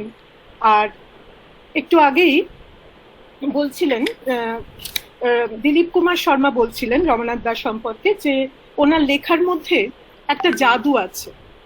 তা সত্যি সত্যি যখন প্রথম ওনার সাথে কথা বলেছিলাম, ছবির সঙ্গে দেখা, ওনার প্রথম যে উপন্যাস, সেই উপন্যাসটি নিয়ে কথা বলেছিলাম, তখন উনি বলেছিলেন যে হ্যাঁ, আসলে আমাদের বাস্তবতাটা এরকমই। সেই বাস্তবতার সাথে বাস্তব এবং অবাস্তব, বাস্তব এবং কল্পনা, এর মধ্যে ওই লাইনটা আমরা কিভাবে টানতে পারি, কিভাবে টানি। কারণ সবসময় মনে হয় এই দুয়ের মধ্যে কোথাও যেন কোনো বিরোধ নেই, এই দুয়ের মধ্যেই কিন্তু আমরা বাস করি। এবং আমরা জানি যে শাস্ত্র বিরোধী আন্দোলন 60-এর দশকে, 20 শতকের 60-এর দশকে যখন শুরু হয়েছিল, এই দশক বুলেটিন এবং এই দশক পত্রিকা যে কথাগুলো বারবারই বলেছেন, যারা জানেন, যারা এই বিষয়ে কাজ করছেন, এর সঙ্গে পরিচিত আছে, এবং এই সময় তারা কিন্তু সমস্ত রকমের যে ওই যে শাস্ত্র বিরোধিতা, যেটা অমিতাভ বলছিলেন যে শাস্ত্র বিরোধিতা সম্পর্কে বোধহয় জানার জায়গাটা খুব প্রয়োজন পরবর্তীকালের, হ্যাঁ, তার উত্তরাধিকারীদের, তার ভাবনার উত্তরাধিকারীদের, যারা পাঠক হিসাবে বা অন্য কোনোভাবে এই ভাবনাকে নিয়ে এগিয়ে চলছে। তা ঠিক সেই জায়গায় দাঁড়িয়ে তারা সমস্ত রকম যে প্রাতিষ্ঠানিকতা, যে কোনো ভাবনার প্রাতিষ্ঠানিকতা, গল্পের যে ফর্ম, সমস্ত দিক থেকে সবগুলোকেই ভাঙতে চেয়েছিলেন। তার মধ্যে অবশ্যই রমানাথ রায় একেবারে সামনের দিকে ছিলেন, তারা এটাকে ভেঙে তাদের মতো করে কিছু বলতে চেয়েছিলেন। অর্থাৎ তিনি নিজেই বলেছিলেন তার বিভিন্ন লেখাপত্রে বা তার সাথে কথায় যে একটা বাস্তবতা বলতে আসলে কি বোঝায়, সেই বাস্তবতার খোঁজটা তাদের মতো করে তারা করতে চেয়েছিলেন। এবং ওইটা করতে গিয়ে মনে হয়েছিল যে আমি অন্য কথা কিভাবে বলবো, আমি তো আসলে আমার কথাই সবচেয়ে ভালো বলতে পারি, তাই আমি তো আমার সাহিত্যের সবচেয়ে ভালো বিষয় হতে পারি, আমার সাহিত্যের এই অনন্ত আমি কিন্তু একটা বিষয়। এবং আমার এই যে আমার মধ্যে যে বাইরের বাস্তব এবং ভেতরের যে বাস্তব, এর মধ্যে যে যাতায়াতটা, এই যাতায়াতটাই বোধহয় লেখার সবচেয়ে বড় বিষয়। একটু আগেই বললাম ওই দিলীপ কুমার শর্মা যে এই জাদুর কথাটা বলেছেন, এই জাদু বোধহয় সত্যি সত্যি তার লেখাকে, তার ভাবনায়, তার প্রকাশে, তার উচ্চারণে তার লেখাকে একটা অন্য মাত্রা দিয়েছে, এবং যেটা তার মতে বাস্তবতার একটা বড় জায়গা। বাস্তবতাকে তিনি একটু অন্য অর্থে, অন্যভাবে দেখতে চেয়েছিলেন, যেটা শাস্ত্রবিরোধিতা সম্পর্কে বলতে গিয়ে তিনি বলেছেন যে বহির্জগৎ এবং অন্তর্জগতের মাঝখানে অবস্থিত এই জগৎটাকেই আমি শাস্ত্র বিরোধী জগৎ বলে জানি। আর সত্যি সত্যি তার লেখায় এটা আমার বারবারই মনে হয়েছে। যেমন ছবির সঙ্গে দেখা বলছিলাম, ওটা যখন জিজ্ঞেস করেছিলাম তিনি বললেন হ্যাঁ দেখা হয়তো হয়েছে বা হয়নি। আসলে ওই ভাবতে ভাবতে আমরা একটা ইমাজিনারি স্টেটে চলে যাই। হ্যাঁ, সেই জন্য সেটা হয়েছিল কি হয়নি সেটা কিন্তু বোঝা যাচ্ছে না। আর সত্যি কথা, তার কথার মধ্যে এটা ছিল যে সেটাই বা স্পষ্ট করে জানার দরকার কি, আর আমরা কি সবসময় সেটা জানতে পারি? সেই জায়গাটা কিন্তু কোথাও তার ভাবনার মধ্যে ছিল। এবং এইভাবেই যেটা আমার মনে হয় যে সমস্ত রকমের প্রচলিত ধারণাকে ভেঙে দেওয়াটাই শাস্ত্র বিরোধিতা। আর ওই যে সৌম্যব্রত বলছিলেন যে ওই আন্দোলনটা, বোধহয় সৌম্যব্রত ভুল করছে কিনা জানি না, যে ওই আন্দোলনটা যে বন্ধ হয়ে যাচ্ছে, হ্যাঁ সত্যি একটা সময় তারা কয়েকজন মিলে একটা অন্য কিছু করতে চেয়েছিলেন, নতুন কিছু বলবো না, অন্য কিছু করতে চেয়েছিলেন। যা চলছিল সেটার থেকে বেরিয়ে তারা তাদের মতো করে কিছু বলতে চেয়েছিলেন। হ্যাঁ, কয়েকটা সংখ্যার পর এই দশক বন্ধ হয়ে যাচ্ছে, কিন্তু এই যে রমানাথ রায়, সুব্রত সেনগুপ্ত, অমল চন্দ্র যতদিন ছিলেন, ছাঁচভাঙা, হ্যাঁ এই জায়গাটা ধরে, বা আরো পরে বলরাম বসাক, তারা কিন্তু তাদের মতো করে চেষ্টা করে গেছেন। অর্থাৎ ওই যে মানে যা প্রচলিত, যা আছে, যা চেনা, সেটা থেকে বেরিয়ে এসে নিজের মতো করে কিছু বলা, হ্যাঁ সেটা অ্যান্টি স্টোরি হোক, অ্যান্টি রিয়ালিটি হোক, হ্যাঁ বা ফর্মের প্রচলিত ধরনটাকে ভাঙা হোক, যাই হোক না কেন, সব দিক থেকে। আর এইখানে কোথাও আমার বারবার মনে হয়, আমরা বলি যে জাদু বাস্তবতা, অনেক কিছু বলি আমরা, কিন্তু সবসময় তিনি যেটা মনে হয় যে আমরা যখন বলছি আনরিয়েল, অবাস্তব, তার মধ্যে তো রিয়েলটা কোথাও রয়েছে। আর রমানাথের লেখার মধ্যে এই যে রিয়েল আর আনরিয়েলের মধ্যে ওই ওই ওই যে সীমারেখাটা তিনি কিন্তু মানতে চাননি। আমার মনে হয়েছে তার ভাবনায়, তার পরিকল্পনায়, তার প্রকাশে, হ্যাঁ তার ফর্ম নিয়ে যে পরীক্ষা নিরীক্ষায়, সবসময় মনে হয়েছে এই দুটোর মধ্যে যাতায়াতের মধ্যে দিয়ে বাস্তবতার যে ছবিটা বা বাস্তবতার যে একটা বড় বড় প্রেক্ষিত তৈরি হয়ে ওঠে, আসলে সেটাই। এটাকে যদি আমরা কোনটা বাস্তব আর কোনটা অহাইফেন বাস্তব এইভাবে যদি আলাদা করে দিই, তাহলে বোধহয় সেই বাস্তবতাটাকে দেখা হয় না। তাই তাদের সময় দাঁড়িয়ে তারা ওই তাদের মতো করে তারা জীবনটাকে যেভাবে দেখতে চেয়েছিলেন, বুঝতে চেয়েছিলেন, প্রশ্ন করেছেন নিজেকে, হাজারো প্রশ্ন, বাস্তবতা কি, আসলে গল্প কিভাবে লেখা হওয়া উচিত, গল্প কি, এইভাবে তারা কিন্তু ভাবতে চেয়েছেন। এবং বলেছেন তিনি যে বাস্তবতা মানে কিন্তু সাহিত্যের তার যে প্রকাশ, জীবনের প্রতিচ্ছবিকে তুলে আনা সাহিত্যে, সেটা বাস্তবতা তা কিন্তু নয়। আসলে সাহিত্যের মধ্যে দিয়ে জীবনের যে হয়ে ওঠা, তার মধ্যে বাস্তবও আছে, আবার তথাকথিত অবাস্তবতা, কাল্পনিকতা, অলৌকিকতাও আছে। এই সবটা মিলেই কিন্তু যে বাস্তবতার ছবি। আসলে তাদের সব লেখাই ছিল, রমানাথের সব লেখাই সেই অন্তর্জগতের কথা, যেভাবেই যেদিক থেকেই ধরা হোক না কেন। এবং ওই অন্তর্জগৎটাকে বাস্তব অবাস্তব মিলে তার যে একটা বড় প্রেক্ষিতে নিজেকে, জীবনকে তুলে ধরার যে জায়গাটা, সেটাই তার লেখার মধ্যে আমি পেয়েছি আর কি। এটা একেবারেই আমার ব্যক্তিগত ভাবনা, ব্যক্তিগত পাঠ, প্রতিক্রিয়া, হ্যাঁ, তা সেটাই আমার মনে হয়, এবং এইভাবে আমার মনে হয় এই ভাবনার জায়গাটা থাকবে, এগিয়ে যাবে আর কি বাংলা সাহিত্যের। এটা খুব একটা বড় জায়গা, সত্যি অনেক কাজ হওয়ার জায়গা আছে, কাজ নিশ্চয়ই হবে।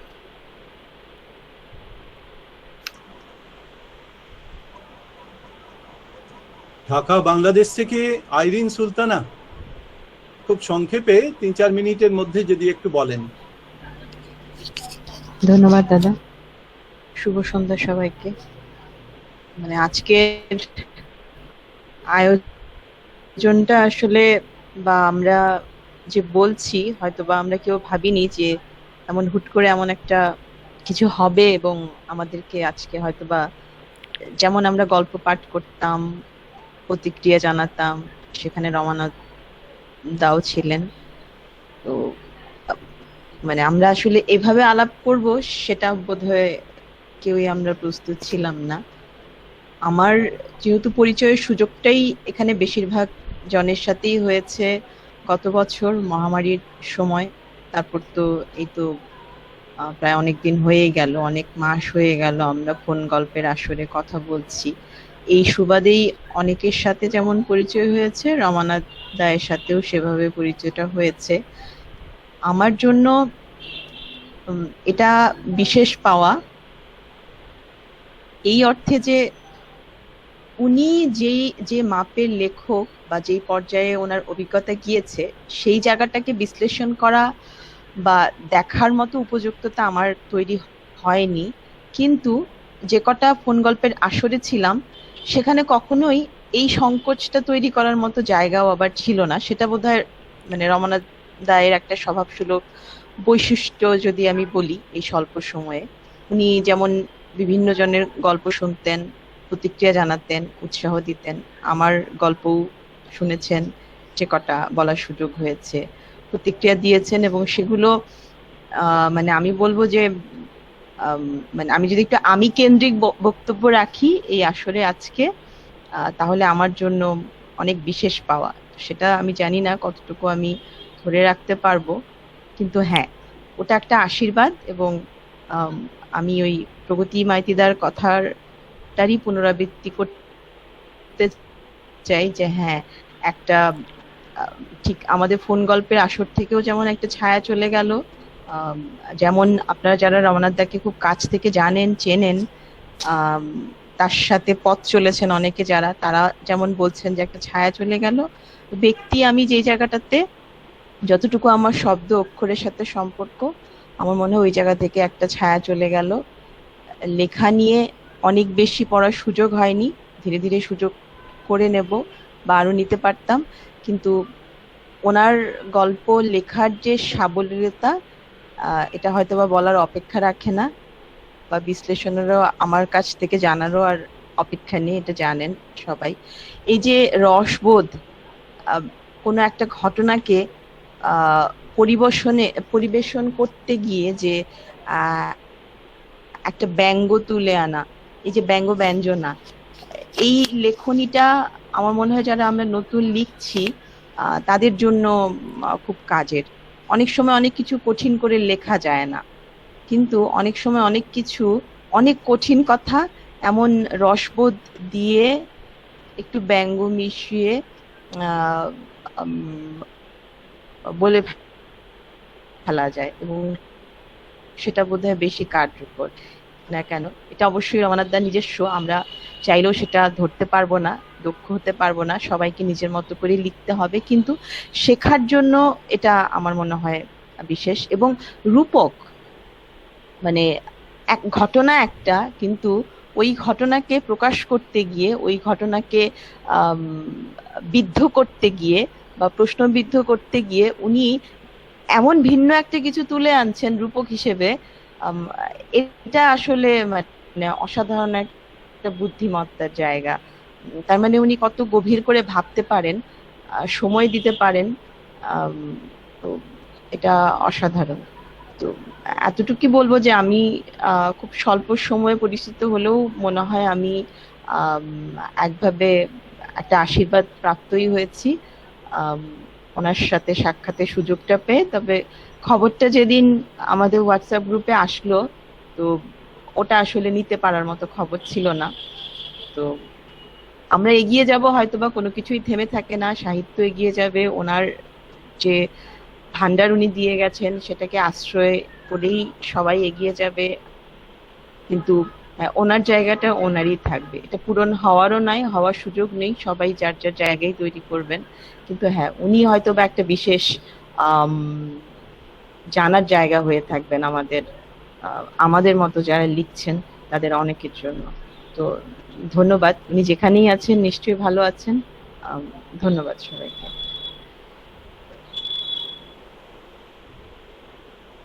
আমার শুধু একটা কথাই মনে হচ্ছে, কয়েকটা কথা মনে হচ্ছে। রবিবারের অনুষ্ঠান আমাদের হতো, রবিবার করে, মাসে 2 দিন করে।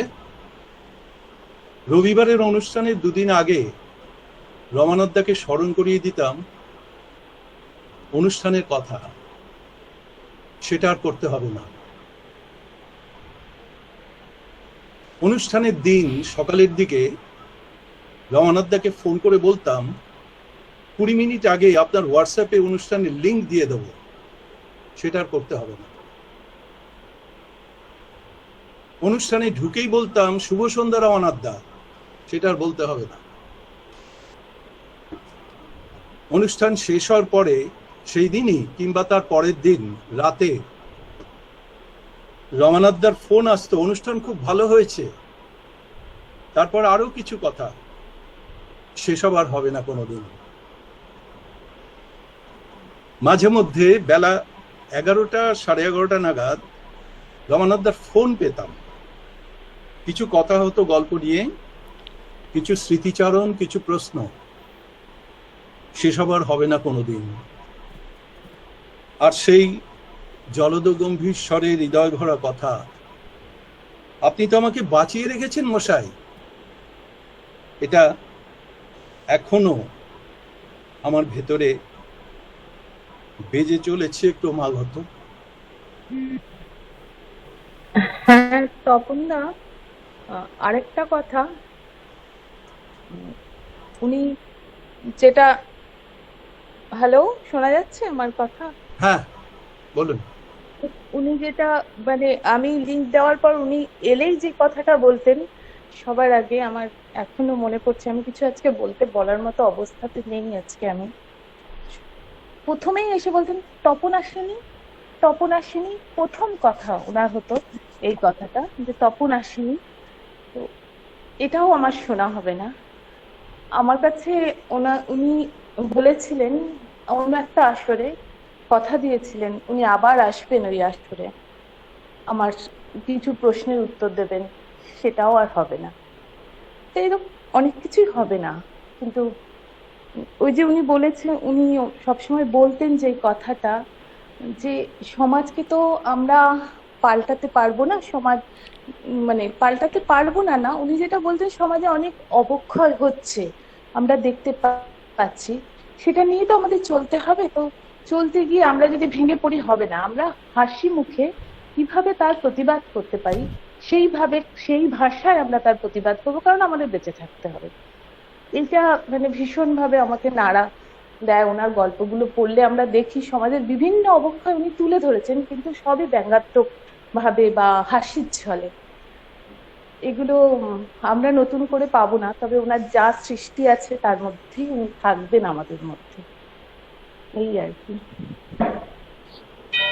একটু কথা যদি বলি দিদি, যেটা ছিল যে মানে রমানাথ দাদা আসতেন, ওনার বোধহয় ফোন থেকে উনি কানেক্ট হতেন, তো কখনোই ওটার ক্যামেরাটা ঠিক থাকতো না, তো ওনাকে কিছুটা দেখা যেত, কিছুটা দেখা যেত না। একদম একদম একদম একদম একদম।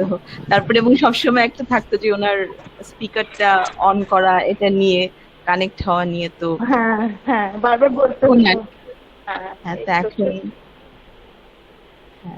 তো এখন এটা স্মৃতিতেই রয়ে গেল আর কি, আমাদের এই আসরে যারা আসি তাদের জন্য।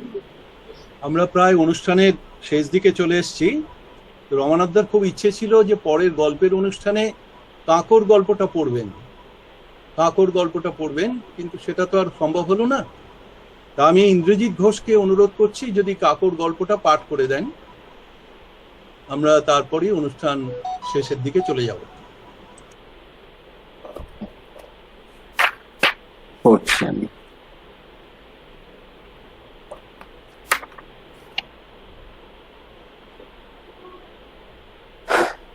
কাঁকর, রমানাথ রায়। হরিবাবুর জন্ম কলকাতায়। তিনি রেশনের চাল খেয়ে বড় হয়েছেন, ফলে কাঁকর চিবোতে চিবোতে তার দাঁত যেমন শক্ত তেমন মজবুত হয়ে উঠেছে। শুধু তাই নয়, তিনি এখন নরম ভাতের বদলে শক্ত কাঁকরই বেশি পছন্দ করেন। কাঁকর চিবোতে না পারলে তাঁর এখন সুখ হয় না, পাকস্থলী তৃপ্তি পায় না। তাই ভাতের সঙ্গে কাঁকর তাঁর চাই, না হলে তাঁর চলে না, মেজাজ খিটখিটে হয়ে যায়। তার বউ সে কথা জানে বলেই রেশন থেকে চাল এলে তার বউ কাঁকর বাছতে বসে যায়, কাঁকরগুলো আলাদা করে তুলে রাখে। তারপর স্বামী খেতে বসলে 50 গ্রাম কাঁকর রোজ তার ভাতের মধ্যে মিশিয়ে দেয়। হরিবাবু তৃপ্তির সঙ্গে সেই কাঁকর মেশানো ভাত খেয়ে নেন। কিন্তু একদিন খেতে বসে হরিবাবু দেখেন তার ভাতে কোনো কাঁকর নেই। সঙ্গে সঙ্গে তার মেজাজ গরম হয়ে উঠল, গলার স্বর চড়ে গেল। বউকে হাঁক ছেড়ে ডাকলেন। বউ তখন রান্নাঘরে ব্যস্ত ছিল। ছুটতে ছুটতে স্বামীর কাছে এসে দাঁড়ালো, বলল, এত চেঁচাচ্ছ কেন? চেঁচাবো না কেন, কি হয়েছে? আজ ভাতে কাঁকর নেই কেন? বউ এবার গলার স্বর নামিয়ে বলল, ছেলে মেয়েরা খেয়ে নিয়েছে, ওরাও আজকাল কাঁকর ছাড়া ভাত খেতে চায় না। সব কাঁকর ওদের দিয়ে দিয়েছ? হ্যাঁ, খুব বায়না ধরেছিল। এ কথা শোনার পর আর কিছু বলার থাকে না। হরিবাবু চুপ করে রইলেন। এতকাল তিনি প্রায় একাই সব কাঁকরগুলো খেতেন। তাঁর বউ তুলনায় কম কাঁকর খেত, ছেলেমেয়েরা একদম খেত না। কিন্তু তাঁরাও যে আজকাল কাঁকর খেতে শিখেছে তা তিনি জানতেন না। তাই খবরটা জেনে তিনি বেশ চিন্তায় পড়ে গেলেন। একটু পরে হরিবাবু জিজ্ঞেস করলেন, ছেলেমেয়েরা রোজ কত গ্রাম কাঁকর খায়? 50 গ্রাম। তুমি 10 গ্রাম। তাহলে সপ্তাহে আমাদের কতটা কাঁকর লাগে? 770 গ্রাম। এখন কত গ্রাম পাচ্ছি সেটা বলা মুশকিল, তবু প্রায় 600 গ্রাম। আমাদের তাহলে আরো 170 গ্রাম কাঁকর চাই। হ্যাঁ। এরপর আর কিছু জিজ্ঞেস করলেন না হরিবাবু। অতি কষ্টে কাঁকর ছাড়া ভাত খেয়ে উঠে গেলেন। অফিসে গিয়ে হরিবাবুর কাজে মন বসলো না। তার কেবলই মনে হতে লাগলো তিনি আজ কিছু খাননি, পেট খালি খালি ঠেকলো। থেকে থেকে মাথা ঝিমঝিম করতে লাগলো, মেজাজ সারাক্ষণ বিগড়ে রইল। তার মাথার মধ্যে অনবরত একটা ভাবনাই ঘুরতে লাগলো, কি করে সপ্তাহে আরো 170 গ্রাম কাঁকর জোগাড় করা যায়। অফিসের এক বন্ধু জিজ্ঞেস করলো, কি হয়েছে তোমার? হরিবাবু সত্য গোপন করার জন্য বললেন, কি আবার হবে? সে বলল, মিথ্যে কথা, নিশ্চয়ই কিছু হয়েছে। কি করে বুঝলে? মুখটা কেমন শুকনো শুকনো দেখাচ্ছে। এবার বন্ধুটিকে সত্য কথা বলতে বাধ্য হলেন। সে তো শুনে লাফ দিয়ে উঠল, বলল, আমারও মাঝে মাঝে এরকম হয়। হরিবাবু জিজ্ঞেস করলেন, তুমি তখন কি করো? চুন সুরকির দোকান থেকে ছোট ছোট পাথর কুচি এনে রাখি। কাঁকর কম পড়লে সেই পাথর কুচি গুঁড়ো করে ভাতের সঙ্গে মিশিয়ে দিই। তবে রেশনের চালে যে কাঁকর থাকে তার মতো খেতে লাগে না। তাহলে উপায় কিছু নেই, তবে রেশনের দোকানদারের সঙ্গে এ নিয়ে কথা বলতে পারো। কোনো লাভ হবে? একবার কথা বলে দেখতে পারো। বন্ধুটি তারপর চলে গেল। আর হরিবাবু বসে বসে ভাবতে লাগলেন, কি করা যায়। তাকে কি শেষ পর্যন্ত ওই পাথর কুচি গুঁড়ো করে খেতে হবে?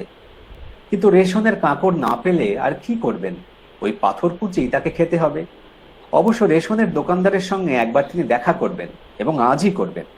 তার আগে যদি পাথর কুচি তার ভালো লেগে যায় তাহলে আর রেশনের দোকানে যাবেন না, কারণ রেশনের দোকানদারের অনুগ্রহ দরকার না পড়লে তিনি নেবেন না, নিতে চান না।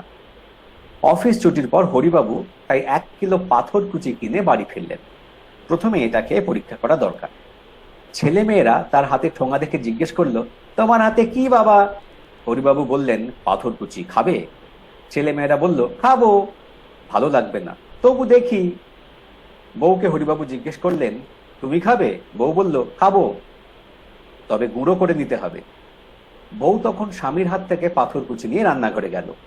একটু পরে একটা বাটিতে কয়েকটা পাথর কুচি গুঁড়ো করে নিয়ে এলো। তা থেকে সবাই একটু করে নিয়ে মুখে ফেলে দিল। বউ বলল, জঘন্য, এ আমি খেতে পারবো না। ছেলে মেয়েদেরও ভালো লাগলো না, তারা থু থু করে সব ফেলে দিল। হরিবাবু পয়সা খরচ করে পাথরকুচি কিনে এনেছিলেন, তাই ফেলতে পারলেন না, খেয়ে নিলেন। কিন্তু এ খাওয়া যায় না, বন্ধুটি তাকে ঠিকই বলেছিল। এখন তাকে রেশনের দোকানদারের কাছেই ছুটতে হবে, কোনো উপায় নেই। হরিবাবু রেশনের দোকানে ছুটলেন, দোকানদারকে ডেকে বললেন, আমার ভাই একটা উপকার করতে হবে। দোকানদার জানতে চাইল, কি? আমার ছেলে মেয়েরা বড় হচ্ছে, কাঁকড়ের পরিমাণ একটু বাড়াতে হবে। দোকানদার চমকে উঠল, আমি কিভাবে বাড়াবো? চালের সঙ্গে আরেকটু বেশি কাঁকড় দিয়ে। বেশি কাঁকড় আমরা কোত্থেকে পাবো? গোডাউন থেকে যেমন চালের সঙ্গে কাঁকড় পাই তেমনি আমরা আপনাদের দিই, আমাদের কিছু করার নেই। তাহলে কাঁকড় কারা দেয় সে বলতে পারবো না। কে বলতে পারবে জানি না, তবে আপনি এক কাজ করতে পারেন। কি? আপনি ফুড কর্পোরেশনের অফিসে গিয়ে বড় কর্তার সঙ্গে দেখা করতে পারেন, উনি হয়তো এই ব্যাপারে আপনাকে সাহায্য করতে পারবেন। আপনার কিছু করার নেই না? হরিবাবু হতাশ হয়ে রেশনের দোকান থেকে চলে গেলেন, তবে কাঁকড়ের আশা ছাড়লেন না। পরদিন সময় করে ফুড কর্পোরেশনের অফিসে চলে গেলেন। বড় কর্তার সঙ্গে তিনি দেখা করলেন, সমস্যার কথা বললেন। বড় কর্তা সব শুনে বললেন, আমার কিছু করার নেই। হরিবাবু কথাটা বিশ্বাস করতে পারলেন না, বললেন, আপনি এত বড় একজন অফিসার, আপনার কিছু করার নেই? বিশ্বাস করুন, আমার কিছু করার নেই। দিল্লি থেকে যা পাই আপনাদের দিই, কাঁকড় বাড়ানোর ব্যাপারে আমাদের কোনো হাত নেই। কিন্তু আপনারা অনুরোধ করতে পারেন। বহুবার করেছি, বারবার বলেছি, লোকে এখন চালের চেয়ে কাঁকড় বেশি পছন্দ করে। আপনারা কাঁকড়ের পরিমাণ বাড়ান, কিন্তু ফল হয়নি। তাদের একটাই কথা, চালের পরিমাণ তারা কার্ড পিছু বাড়াতে পারবেন, কিন্তু কাঁকড়ের পরিমাণ বাড়ানো সম্ভব নয়। কারণ বিদ্যুৎ সংকট, ধর্মঘট, ফলে কাঁকড়ের উৎপাদন ঠিক মতো হচ্ছে না। আমাদের খাদ্যমন্ত্রীর সঙ্গে এ নিয়ে আপনার আলোচনা হয়নি? বহুবার হয়েছে। উনি কি বলছেন? উনি এখন ব্যস্ত, তবে জানিয়েছেন তিনি শিগগির দিল্লি যাবেন, তখন এ নিয়ে ওখানে আলোচনা করবেন। আর ততদিন আমাকে অপেক্ষা করতে হবে, কাঁকড় খেতে পাবো না। দেখুন, আমি নিজে কাঁকড় পাচ্ছি না, আপনাকে কি বলবো? আপনি আর একবার খাদ্যমন্ত্রীর সঙ্গে দেখা করুন, তাকে বলুন কিছু একটা করতে। আমার আর উৎসাহ নেই, আপনি বরং নিজে তার সঙ্গে দেখা করুন। কোনো সুরাহা হবে? সে কি করে বলবো? হরিবাবু ঠিক করলেন তিনি খাদ্যমন্ত্রীর সঙ্গে দেখা করবেন। খাদ্যমন্ত্রীর সঙ্গে দেখা করা সহজ নয়, তবে খাদ্যমন্ত্রী শ্যালকের এক বন্ধুর সঙ্গে তাঁর বিশেষ বন্ধুত্ব ছিল। এই বন্ধুটিকে ধরে একদিন খাদ্যমন্ত্রীর সঙ্গে তিনি দেখা করলেন। খাদ্যমন্ত্রী তখন কাঁকড় খাচ্ছিলেন। খাদ্যমন্ত্রী কাঁকড় খেতে খেতে বললেন, আমাকে এখনই একটা মিটিং এ যেতে হবে, যা বলবার তাড়াতাড়ি বলুন। খুব বিনয়ের সঙ্গে হরিবাবু বললেন, রেশনের কাঁকড়ের পরিমাণ একটু বাড়াতে হবে। আপাতত অসম্ভব। কেন? কেন্দ্রের কাছ থেকে আমরা যে পরিমাণ কাঁকড় পাই তা খুব সামান্য, কি করে বাড়াবো? কোনো উপায় নেই, আমরা যে কাঁকড় না খেয়ে মরতে বসেছি। কিছু করার নেই, কারণ এটা শুধু আজ একা আপনার সমস্যা নয়, এটা জাতীয় সমস্যা, আর তার মোকাবিলা আমাদের সেভাবেই করতে হবে। কিভাবে? কেন্দ্রের ওপর চাপ সৃষ্টি করে আমাদের এর জন্য আন্দোলন করতে হবে। এতে কাঁকড়ের পরিমাণ কি বাড়বে? দেখা যাক কি হয়, আগে আন্দোলন তো করি। এই কথাই হরিবাবু খুশি হলেন। তিনি খাদ্যমন্ত্রীকে অজস্র ধন্যবাদ দিয়ে চলে এলেন। তার মনে হলো এবার একটা কিছু হবে, কারণ খাদ্যমন্ত্রী চুপ করে বসে নেই। তিনি ভাবছেন কেন্দ্রের কাছ থেকে আরো বেশি কাঁকড় কিভাবে আদায় করা যায়। আর এটা তো আমাদের ন্যায্য দাবি। জনসংখ্যা বেড়েছে অথচ কাঁকড়ের পরিমাণ বাড়াবে না, তা হয় না।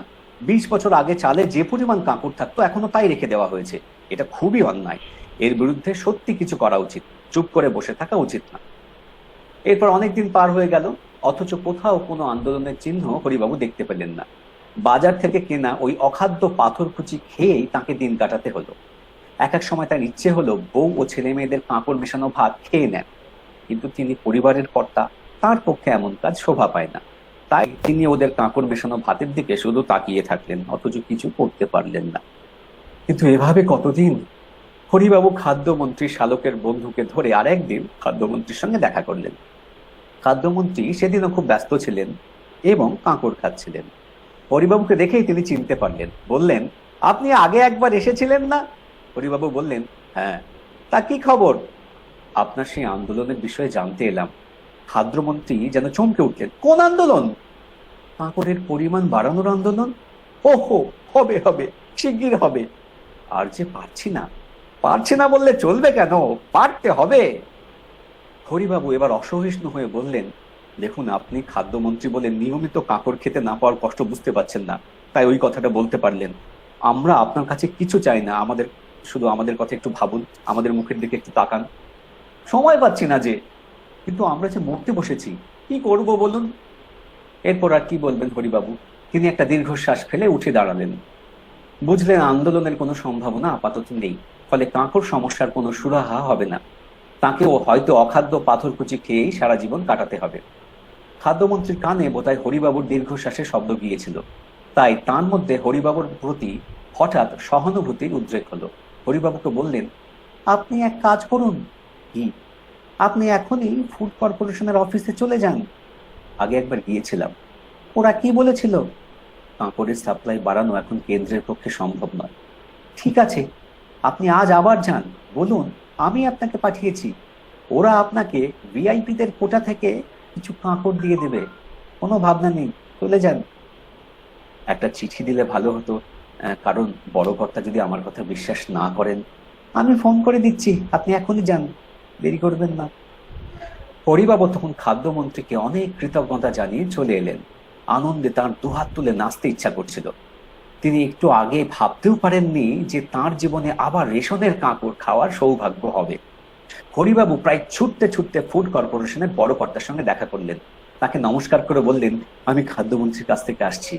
বড় কর্তা তখন অত্যন্ত আগ্রহ সহকারে হরিবাবুকে বললেন, বসুন বসুন, উনি একটু আগেই আমাকে ফোন করেছিলেন। সেটা কি আপনার ব্যাপারে? হ্যাঁ। বড় কর্তা তখন একটু থেমে জিজ্ঞেস করলেন, আপনার নিজের জন্য রোজ কত গ্রাম কাঁকড় লাগে? 50 গ্রাম। তার মানে মাসে আপনার 1.5 কিলো কাঁকড় লাগে। হ্যাঁ। আপনি আমাকে 1 মাসের জন্য 2 কিলো কাঁকড়ের একটা স্লিপ করে দিচ্ছি, আপনি আমাদের গোডাউন থেকে নিয়ে যান। পরের মাসের ভাবনা পরের মাসে ভাববেন, যা পাচ্ছেন নিয়ে যান। কিন্তু এটা তো কোনো চিরস্থায়ী ব্যবস্থা হলো না। তা হলো না ঠিক, তবে শুনছি শিগগির একটা ব্যবস্থা হবে। কি ব্যবস্থা? কেন্দ্র থেকে প্রত্যেক রাজ্যে নাকি কাঁকড় তৈরির কারখানা খোলা হবে। পাকা খবর?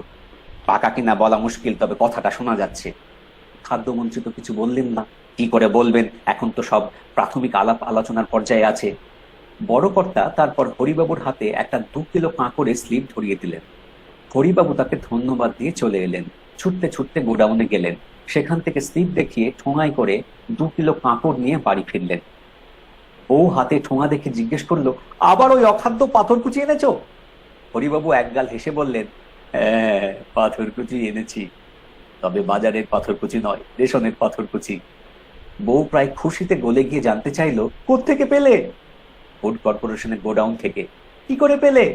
খাদ্যমন্ত্রী সব ব্যবস্থা করে দিয়েছেন। সত্যি? সত্যি। আমাকে তাহলে একটু দাও না দেখি। ছেলে মেয়েরা বারান্দায় খেলা করছিল, তারাও ছুটে এলো, বললো আমরাও খাবো। হরিবাবু সকলকে সান্ত্বনা দিয়ে বললেন, সকলেই খাবে, তোমাদের জন্যই তো আনা। তারপর তিনি ঠোঙাটা একটা টেবিলের উপর নামিয়ে রাখলেন। ছেলেমেয়েরা সঙ্গে সঙ্গে ঠোঙাটার উপর হুমড়ি খেয়ে পড়লো। বউ বলল, এখন খাস না। ছেলেমেয়েরা ব্যস্ত হয়ে জিজ্ঞেস করলো, কখন খাবো? আগে কাঁকড়গুলো ঝেড়ে বেছে দিই, তারপর। এখনই ঝেড়ে বেছে দাও, এখন পারবো না। হরিবাবুরও কাঁকড় খেতে ভীষণ ইচ্ছে হচ্ছিল, তাই তিনি বললেন, দাও না বলছে যখন। বউ আর না করলো না। কুলো দিয়ে কাঁকড় ঝাড়তে বসলো। ঝাড়তে গিয়ে কাঁকড় থেকে আরশোলার ডিম বেরোলো, টিকটিকির লেজ বেরোলো, মরা চামচিকে বেরোলো। এছাড়া প্রায় 200 গ্রামের মতো ধুলো আর চালের খুদ বেরোলো। বউ তারপর কাঁকড়গুলো একটা বাটিতে জল দিয়ে কচলে কচলে পরিষ্কার করলো। করার পর কিছু কাঁকড় দিল স্বামীকে, কিছু দিল ছেলে মেয়েদের, কিছু নিল নিজে।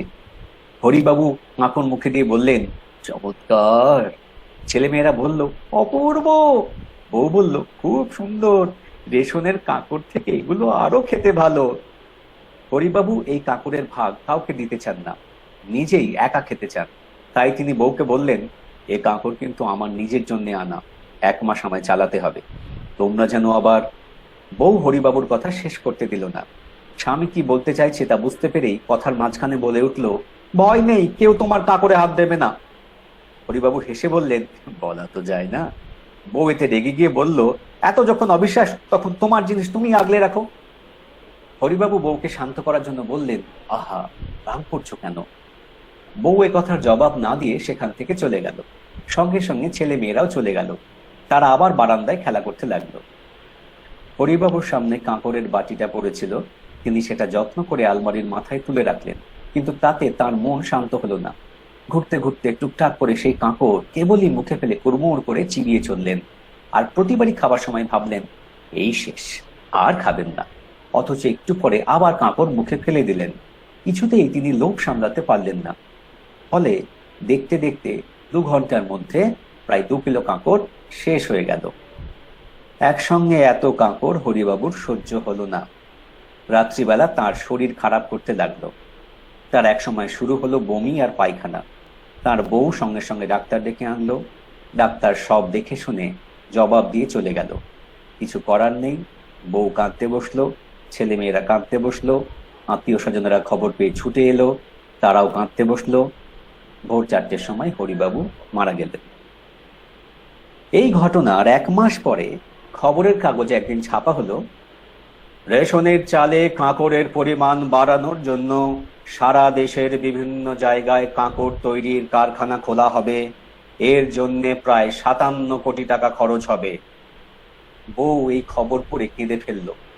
মনে মনে বলল, আহা, লোকটা বেঁচে থাকলে আজ কত খুশি হতো।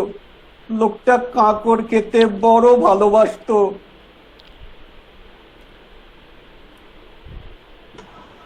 গল্পের এই রেশটুকু নিয়েই আজকের অনুষ্ঠান আমরা শেষ করছি। সবাই ভালো থাকবেন।